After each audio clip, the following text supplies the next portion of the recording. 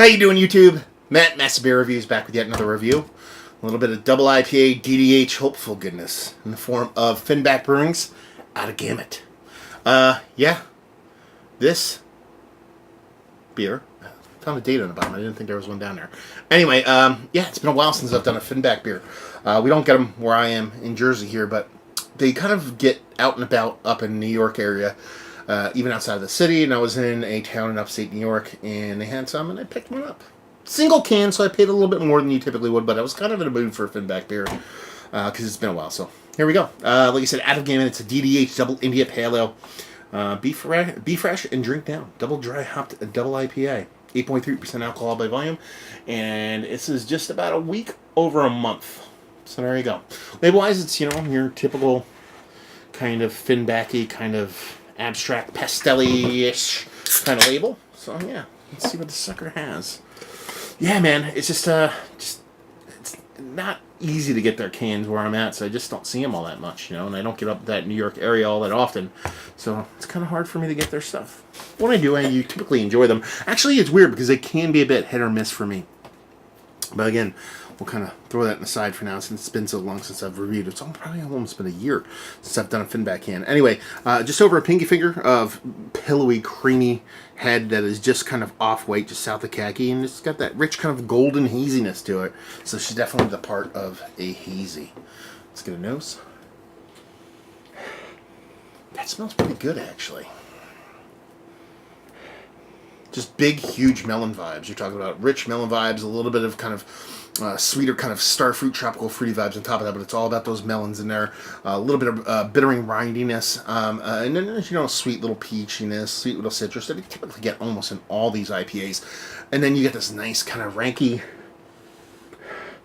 green, sticky weed like greeniness kind of floating around the edges in a very soft kind of powdery, kind of keefy, pelty kind of way. So she's hitting all the numbers, ticking all those boxes. See what she tastes like. Cheers.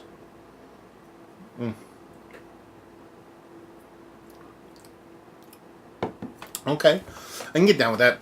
Infinitely super chuggable. You're talking about 8.3% here. Drinks more like 6%. You get that nice bitterness in there, but it kind of gets away from that green dankiness. There's a bit more of a generic bittering in there. Kind of a bummer on that front. But you are still getting that melon for days. Just rich cantaloupe, honeydew, the whole nine, just super saturated with that big melon component. A little bit of that kind of sweeter tropical fruits in there. Followed by like a citrus rindiness, almost like a grapefruit rindiness, and then just soft kind of peach fuzzy skinniness going along with it. But it's definitely melon leaning. And then you got that nice bitterness in there. Just kind of, I wish it would have followed through in the nose when it had that icky sticky weed thing. It kind of dropped out almost completely to that kind of generic bitterness that leans a little bit kind of grapefruit rindy because of that grapefruit component in there. But it's a tasty beer. Really nice mouthfeel, super silky, super creamy. Definitely a dangerous beer. Drinks less than its ABV, and a really nice beer, to be perfectly honest with you. I dig it.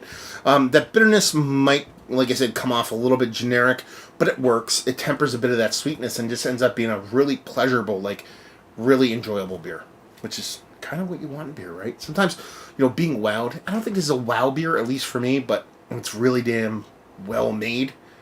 And that's a good thing. Not everything has to be cranked to the fucking max. I'm going to enjoy the shit out of this one. So there you go. Let's talk about it. It's one of the better double IPAs I've had as of late. Worthy of being in a conversation. I've just had so many good ones that kind of keeps it out of that upper echelon. Value and availability. Like I said, I paid $6, I think, for this can. So you're talking about $24 4-pack. I believe these are $19 4-packs. So it wasn't that much markup off that. But, it is what it is. It's Brooklyn prices for hazies. I got it off a shelf. So there's that. And leave you with, if you like what we like this. If you like big, huge double IPAs with hop character both on the fruited and bittering end. You're going to get it both here. And you want it in a really drinkable package, this is your boy. So there you go.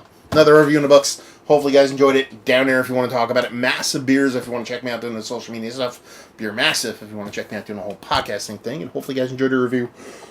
Hopefully you're enjoying a little Finback jam right now. Hopefully see you next time. Cheers.